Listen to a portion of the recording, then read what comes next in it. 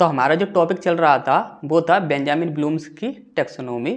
तो इससे संबंधित जो फर्स्ट पार्ट था उसमें हमने ज्ञानात्मक पक्ष को कंप्लीट कर लिया था और उससे जुड़े जो भी आपके क्वेश्चंस थे उन्हें हम आज इस पार्ट में कंप्लीट कराएंगे। ठीक, तो इससे जुड़े जो भी आपके क्वेश्चंस हैं जो कि आपको दिख रहे होंगे, ये सारे क्वेश्चंस हम आज कंप्लीट करा देंगे सारे। तो स्टार्ट करते हैं हमारा ये आज का टॉपिक भावात्मक पक्ष, जिसे हम कहते हैं अफेक्टिव डोमेन। अफेक्टिव डोमेन की बात की जाए तो सबसे पहला, यदि इसके संबंध की बात की जाए तो इसका संबंध जो रहता है व्यक्ति के संवेगों से, ठीक, व्यक्ति के संवेगों से इसका संबंध रहता है। यदि इसके अन्य नाम की बात की जाए तो इसका जो अन्य नाम रहता है वो रहता है संवेगात्मक पक्ष। ठीक, संवेगात्मक पक्ष इसका क्या होता है, इसका अन्य नाम होता है। इसके बाद यदि बात की जाए तो उद्देश्य,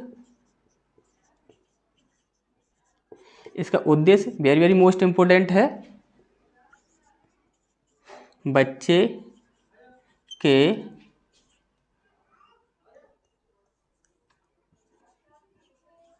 चरित्र का निर्माण करना। ठीक, बच्चे के चरित्र का निर्माण करना क्या होता है, इसका उद्देश्य होता है। इसके बाद पूछा जाता है कि यदि इसका जो वर्गीकरण किया गया था वो किसने किया था। तो यदि वर्गीकरण की बात की जाए, इसका जो वर्गीकरण था वो किसने किया था, तो वो किया था आपका कोल्थबर्ग ने।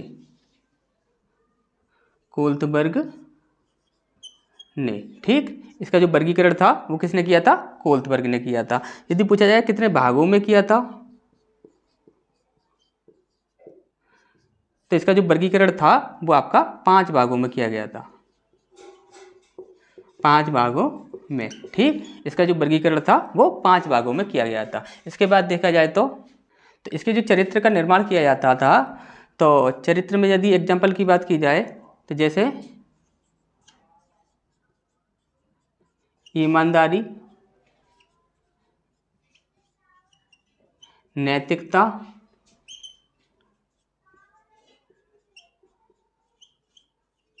सामाजिकता, इस प्रकार से इसके जो चरित्र है उसका निर्माण किया जाता है किसी एक बच्चे का। तो इसमें जो भी आपके 5 भाग दिए गए हैं उन 5 भागों को हम एक एक करके देखते हैं। इससे पहले आपके इसका स्क्रीनशॉट ले लीजिए।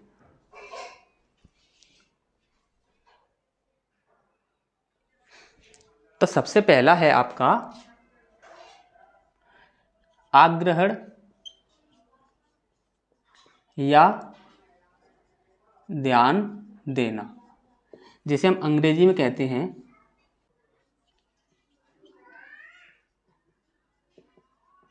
रिसीविंग और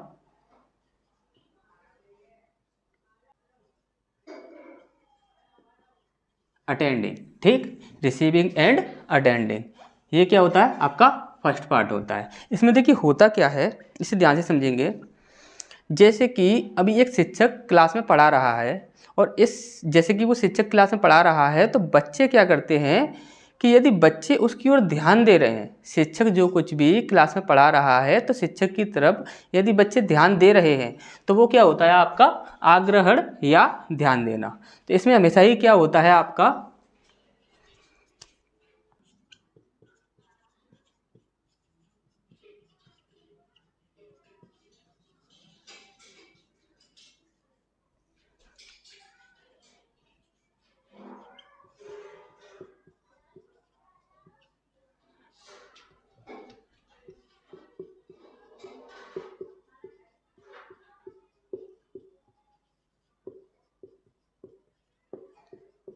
शिक्षक जो कुछ भी क्लास में पढ़ा रहा है उस पर यदि बच्चा ध्यान दे रहा है तो वही होता है आपका आग्रहण या ध्यान देना।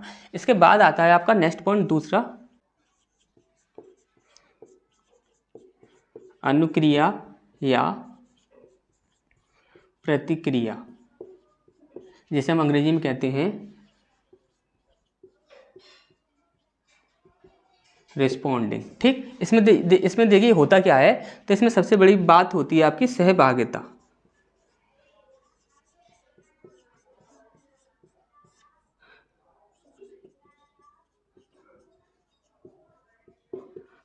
देखिए सहभागिता कैसे होती है, इस चीज़ को आप समझिए।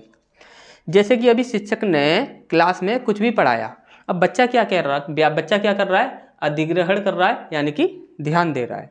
तो जब बच्चा ध्यान दे रहा है तो अब होता क्या है कि यदि शिक्षक कुछ भी, यदि क्लास में कोई क्वेश्चन पूछ रहा है, यदि शिक्षक ने कुछ भी पढ़ाया और पढ़ाने के बाद उससे रिलेटेड कोई भी क्वेश्चन पूछ रहा है, तो बच्चा क्या करता है, यदि बच्चा उस क्वेश्चन का आंसर कर पा रहा है तो इसका मतलब क्या है, उसने अग्रहण किया है और ध्यान दिया है। ठीक, अब यदि वो बच्चा उस क्वेश्चन का आंसर नहीं कर पा रहा है तो यानी कि उसने आग्रहण नहीं किया है, यानी कि ध्यान नहीं दिया है। तब उसने आग्रहण किया होगा तो वो क्या कर सकता है, वह अनुक्रिया कर सकता है और प्रतिक्रिया कर सकता है। कैसे कर सकता है, जब उसने वो चीज़ अच्छे से सीखी है, शिक्षक जो भी पढ़ा रहा है उसने ध्यान दिया है, तो छात्र क्या करेगा कि शिक्षक जो कोई भी क्वेश्चन उससे पूछेगा वो उसका आंसर कर देगा। अब क्या होता है कि इसके अंदर सहभागिता किस प्रकार से होती है कि जैसे कि शिक्षक एक क्वेश्चन पूछ रहा है तो उसका वो आंसर दे रहा है। यदि छात्र के मन में कोई भी जिज्ञासा उत्पन्न हो रही है, उस टॉपिक से संबंधित छात्र के मन में कोई भी जिज्ञासा उत्पन्न हो रही है, तो छात्र उस शिक्षक से कुछ भी अपने क्वेश्चन कर सकता है। तो यही क्या होता है, सहभागिता में यदि शिक्षक अपना 100% दे रहा है तो छात्र को भी अपना 100% देना चाहिए। यही होता है सहभागिता, दोनों के अंदर एक सहभागिता उत्पन्न होना। ठीक, तो यहाँ पर जी दूसरा पॉइंट आपका कंप्लीट होता है। इसके बाद है आपका तीसरा पॉइंट है आपका आकलन या मूल्यांकन। ठीक, आकलन या मूल्यांकन, जिसे हम कहते हैं वैल्यू। ठीक, यहां पर क्या होता है,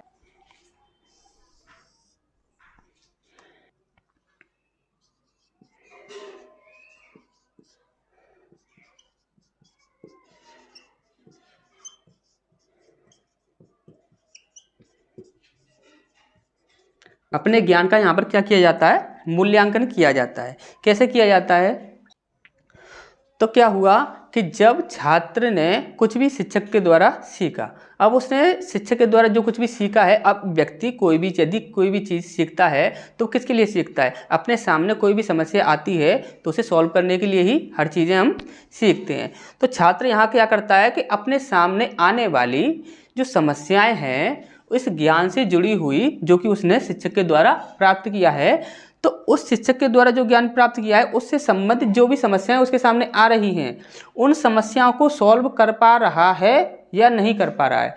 यदि कर पा रहा है तो ये अच्छी बात है, यदि वो नहीं कर पा रहा है तो उसका नेक्स्ट पॉइंट क्या होगा, ये चीज़ हमें समझनी है। तो यहाँ पर तीसरा पॉइंट आपको कंप्लीट हो गया होगा। अपने छात्र क्या करता है, अपने ज्ञान का मूल्यांकन करता है कि उसने जो भी ज्ञान ग्रहण किया है शिक्षक के द्वारा, उससे जुड़ी हुई समस्याओं को वो हल कर पा रहा है या नहीं कर पा रहा है। इसके बाद है आपका चौथा नेक्स्ट पॉइंट, संगठन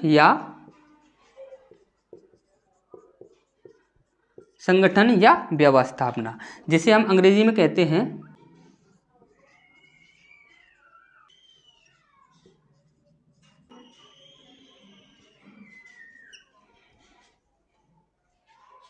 देखिए संगठन या व्यवस्थापना। इसमें देखिए होता क्या है, इसको समझना है हमें।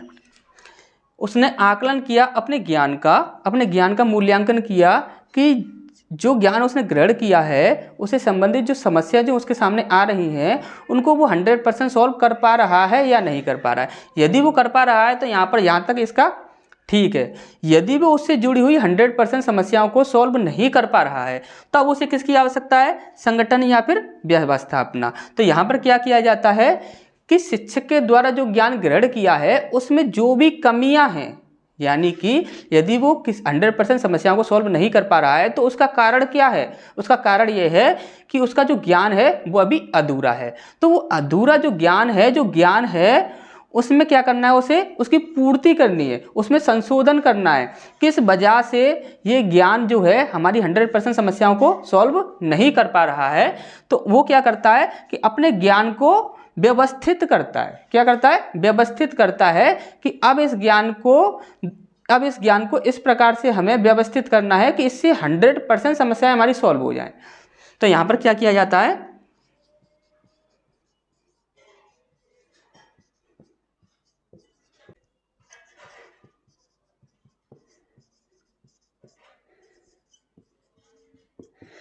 और ये जो अपने ज्ञान में जो वो संशोधन करता है, तो ये स्वयं भी कर सकता है और किसी शिक्षक की सहायता भी ले सकता है। तो यहाँ पर आकर हमने 4 पार्ट इसके देख लिए हैं। इसके बाद हमारा जो नेक्स्ट पॉइंट रहता है उसे देखते हैं, तब तक आप इसका स्क्रीनशॉट ले लीजिए।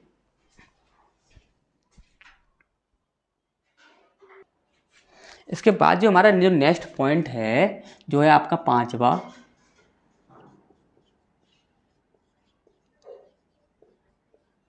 चरित्रीकरण, जिसे हम कहते हैं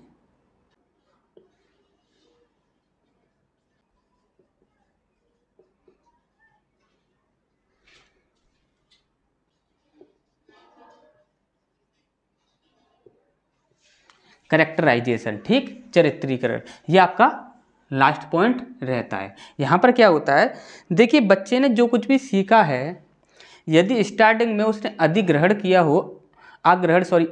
किया हो, ध्यान दिया हो शिक्षक की बातों पर, तो वहाँ पर हमारा सबसे पहला पॉइंट था वो कि उसका अच्छे से हुआ, तभी वो नेक्स्ट पॉइंट पर पहुँच सकता है। यदि उसने फर्स्ट पार्ट ही कंप्लीट अच्छे से नहीं किया है तो वो सेकंड पार्ट पर नहीं पहुँच सकता है। तो इस प्रकार से यदि वो फर्स्ट, सेकंड, थर्ड, फोर्थ, फिर उसके बाद फिफ्थ जो लास्ट पॉइंट पर पहुँचता है, यदि 5 जो उसके पॉइंट हैं, 5 पॉइंट को वो भली बात कंप्लीट कर लेता है, तब उसके बाद क्या होता है, जैसे कि अभी एक स्टूडेंट है, उसका यदि एग्जाम हो रहा है, तो लास्ट पॉइंट पर क्या होता है कि एग्जाम में उसका मूल्यांकन दिया जाता है उसके हाथ में कि आपका ये जो नंबर आए हैं वो इतने नंबर आए हैं इस सब्जेक्ट में। तो उस सब्जेक्ट में उसके जो नंबर आए हैं वही उसका बताते हैं कि करेक्टर कैसा है। तो करेक्टर कैसा बताया जाता है वहाँ पर, यदि उसके नंबर जो हैं वो अच्छे आए हैं, यदि उसके उस सब्जेक्ट में नंबर अच्छे आए हैं तो उसका करेक्टर कैसे बताया जाता है, अच्छा बताया जाता है। यदि कोई 0 नंबर ला रहा है या 1 या 2 नंबर ला रहा है या फिर फेल हो जा रहा है तो उसका क्या कहा जाता है कि इसका करेक्टर अच्छा नहीं है। ये सिर्फ ये पढ़ाई से संबंधित ही बोला जाता है कि पढ़ाई से संबंधित, यानी कि पढ़ाई में इसका ध्यान नहीं है और पढ़ाई में इसका अच्छा ध्यान है, तो जो कि अच्छे नंबर ला रहा है तो उसका क्या बोला जाएगा, पढ़ाई में इसका अच्छा ध्यान है। तो अच्छा चरित्र किसका बोला जाएगा, जिसके अच्छे नंबर आएंगे, और जिसके अच्छे नंबर नहीं आएंगे तो उसका क्या बोला जाएगा, इसका पढ़ाई में अच्छा ध्यान नहीं है। ठीक, तो यही होता है इसका कैरेक्टराइजेशन। ठीक, तो इसके बाद यहाँ पर हमें देखना है निम्न स्तर, उसके बाद है आपका उच्च स्तर। ठीक, तो निम्न स्तर और उच्च स्तर क्या होता है, तो आप इसे ध्यान से समझेंगे। यहाँ से आपका काफ़ी बार क्वेश्चन पूछे जा चुके हैं। तो आग्रहण या ध्यान देना, ये जो था आपका जो फर्स्ट पॉइंट था, ये फर्स्ट पॉइंट था ना, ये था आपका निम्न स्तर, या इसे हम प्रथम स्तर भी बोल सकते हैं। ठीक, इसके बाद ये है आपका उच्च स्तर। ये उच्च स्तर जो है आपका चरित्रीकरण यानी कि कैरेक्टराइजेशन जो होता है 5वां पॉइंट, इसको हम बोलते हैं उच्च स्तर। तो इतना आपको अच्छे से समझ आ गया होगा। इसके बाद जो हमारे जो क्वेश्चंस हैं इस टैक्सोनॉमी से संबंधित, उन क्वेश्चंस को करते हैं। तो फर्स्ट क्वेश्चन है हमारा, ब्लूम ने संज्ञानात्मक पक्ष में किस सूत्र का प्रयोग किया। तो ये हमने आपको फर्स्ट पार्ट में बताया था, किस सूत्र का प्रयोग किया था, तो सरल से जटिल। ठीक, शिक्षा के उद्देश्यों को देने का उद्देश्य क्या है।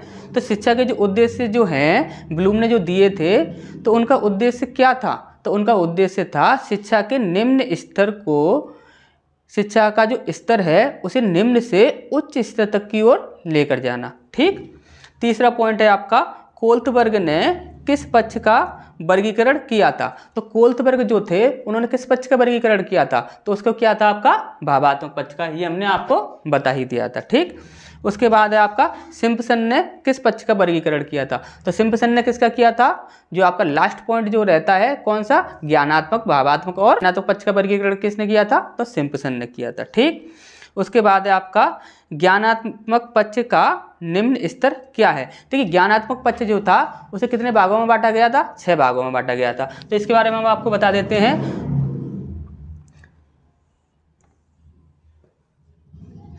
यहाँ पर ज्ञानात्मक पक्ष के बारे में ले लेते हैं। तो देखिए यहाँ पर जो बांटा गया था, सबसे पहला जो पॉइंट था वो था आपका ज्ञान। ठीक, और जो उसका लास्टवा पॉइंट था जो कि छठवा था वो था आपका मूल्यांकन। ठीक, तो जो सबसे जो पहला पॉइंट था वो क्या था? ज्ञान। तो ज्ञान को क्या बोला जाता है? निम्न स्तर। और यदि उच्च स्तर की बात की जाए तो वो किसे बोला जाएगा? आपका मूल्यांकन को। ठीक, मूल्यांकन को क्या बोला जाएगा? उच्च स्तर। ठीक, इसके बाद है जब व्यक्ति किसी बात का विश्लेषण कर उसका अर्थ बता पाए वह क्या कहलाता है?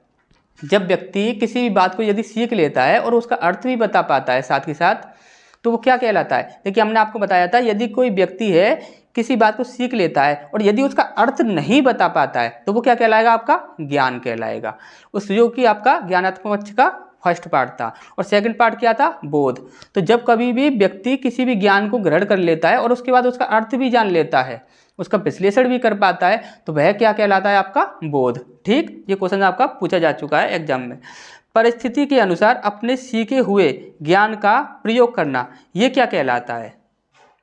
तो हमने आपको बताया था कि अनुप्रयोग क्या होता है? अनुप्रयोग जो कुछ भी हमने सीखा है उस सीखी हुई बात को जैसे कि कोई हमारे सामने कोई समस्या आती है या फिर हमारे सामने कोई परिस्थिति बनती है, तो उसी सीखे हुए ज्ञान का वहां पर हमें क्या करना है? प्रयोग करना है। तो वो क्या कहलाता है? आपका अनुप्रयोग। ठीक, इसके बाद है आपका 8वां प्रश्न, शिक्षक द्वारा पूछे गए प्रश्नों का उत्तर देना क्या कहलाता है? तो यहाँ पर शिक्षक द्वारा पूछे गए प्रश्नों का उत्तर देना अभी हमने आपको बताया था, तो वो क्या कहलाता है? अनुक्रिया या प्रतिक्रिया। ठीक, ये चीज हमने आपको अभी अभी तुरंत बताई थी। ठीक, सीखे गए ज्ञान की कमियों को दूर करना क्या कहलाता है? देखिए सीखे गए ज्ञान की कमियां जो थी उसमें जो हमने संशोधन करना था तो वो क्या कहलाता है? तो वो कहलाता है आपका संगठन या व्यवस्थापना। ठीक, इसके बाद है आपका भावात्मक पक्ष का उच्च स्तर क्या है? तो भावात्मक पक्ष का जो उच्च स्तर है हमने आपको बताया ही था कि निम्न स्तर क्या होता है? आपका निम्न स्तर आपका पहला वाला, और जो उच्च स्तर है आपका कौन सा है? चरित्रीकरण। ठीक, ये चीज हमने आपको अभी अभी तुरंत बताई थी। ठीक है, अब यहाँ पर है आपका जूते की लेस बांधना किस प्रकार का कौशल है?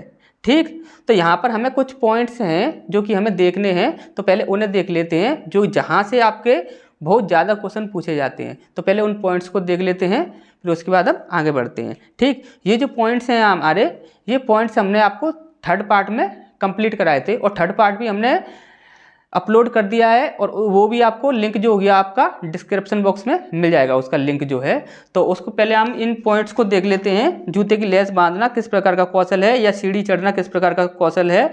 ठीक है, तो पहले इन पॉइंट्स को देख लेते हैं। ठीक,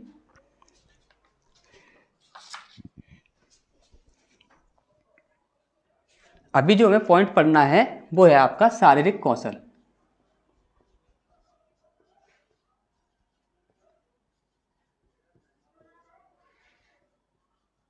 ठीक, शारीरिक कौशल। अब शारीरिक कौशल में होता क्या है कि दो पॉइंट बताए जाते हैं, दो कौशल आपके बताए जाते हैं। तो सबसे पहला होता है आपका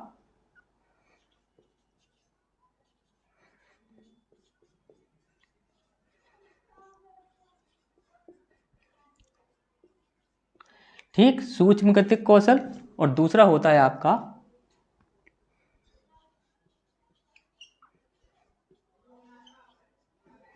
सकल कौशल।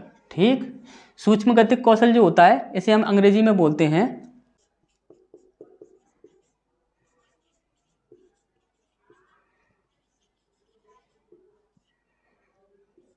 Fine motor skill. इसके बाद जो आपका सकल कौशल होता है इसे हम अंग्रेजी में बोलते हैं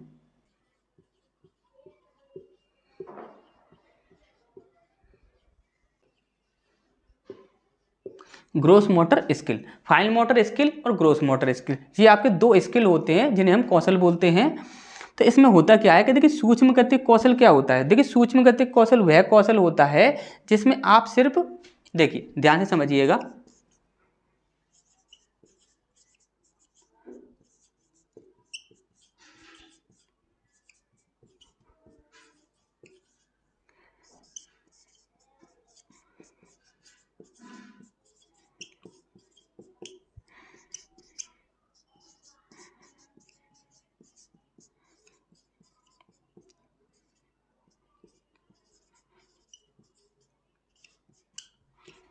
दूसरा होता है आपका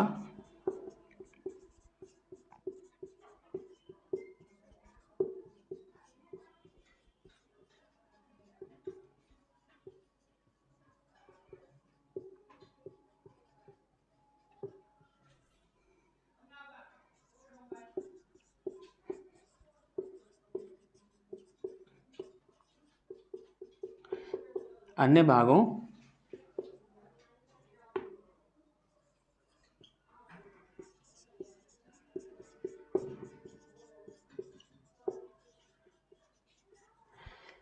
भागों का भी प्रयोग किया जाए। और दूसरा पॉइंट रहता है इसमें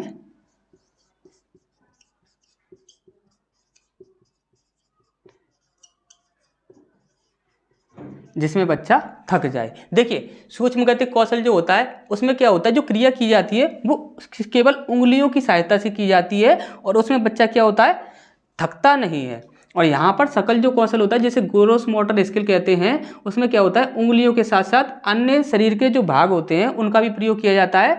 और उसमें क्या किया जाएगा कि बच्चा थक जाएगा, थक भी जाएगा। जैसे कि यहाँ पर एग्जाम्पल के तौर पर देखा जाए, लिखना, शर्ट के बटन लगाना, इसके बाद जूते की लेस बांधना, जूते की लेस बांधना, इसके बाद आपका रोटी तोड़ना। इस प्रकार की जो छोटी छोटी क्रियाएं होती हैं, जैसे कि अभी एक और आएगा, इसमें एक और लिख देते हैं हम, सुई में धागा डालना। ठीक, देखिए लिखना, शर्ट के बटन लगाना, जूते की लेस बांधना, रोटी तोड़ना या फिर सुई में धागा डालना, ये सारी क्रियाएं क्या कहलाएंगी, आपकी सूक्ष्म गतिक कौशल यानी कि फाइन मोटर स्किल। इसके बाद ग्रोस मोटर स्किल में क्या होगा, देखिए आप, भागना, दौड़ना, भागना दौड़ना चलना, ठीक, भागना दौड़ना चलना, सीढ़ी चढ़ना। तो इस प्रकार की जो क्रियाएं जो होंगी वो किस में आएंगी, आपकी सकल कौशल में। ठीक, तो इसके बाद हमारे जो क्वेश्चंस रह गए हैं उनको सॉल्व करते हैं।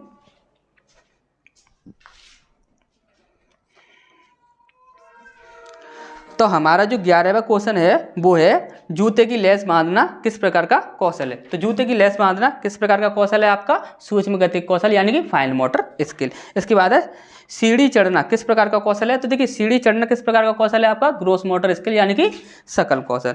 इसके बाद है आपका बच्चे का हाथ पैर फेंकना किस प्रकार की क्रिया है। ये हमने आपको जो क्रियात्मक पक्ष है उसमें हमने आपको ये चीज़ें कराई हैं। तो ये क्या कहलाता है, आपका सहज क्रियात्मक अंग संचालन। ये कहलाता है आपका बच्चे का हाथ पैर फेंकना किस प्रकार की क्रिया है, तो वो क्या कहलाएगा, सहज क्रियात्मक अंग संचालन। ठीक, इसके बाद है आपका, इसके बाद हमारा 14वां है, जब बच्चा किसी वस्तु को छूकर बताता है कि वह गीली है या सूखी है तब वह क्रिया कहलाती है। कोई वस्तु को यदि वो छूकर बता रहा है कि वह वस्तु गीली है या सूखी है, या फिर आपसे बोला जाए कि कोई वस्तु कठोर है, या फिर आपसे बोला जा रहा है कि बच्चा सूंघ कर बता रहा है कि यह महक है या बदबू है, तो इस प्रकार की जितनी भी क्रियाएं कहलाती हैं वो सारी जो क्रियाएं होती हैं वो कहलाती हैं आपकी प्रत्यक्षीकरण योग्यताएं। प्रत्यक्षीकरण योग्यताओं में क्या होता है कि जो बालक होता है अपनी ज्ञानेंद्रियों का प्रयोग करके ये सारी क्रियाएं करना सीखता है। तो क्रियात्मक पक्ष जो है वो हमने आपको पहले ही करा रखा है और वो उसका लिंक जो है वो डिस्क्रिप्शन बॉक्स में दिया हुआ है, तो आप वहाँ से जाकर क्रियात्मक पक्ष को भी देख सकते हैं। तो यहाँ पर ये आपका ये वाला जो टॉपिक था वो कंप्लीट होता है। नेक्स्ट क्लास में मिलते हैं।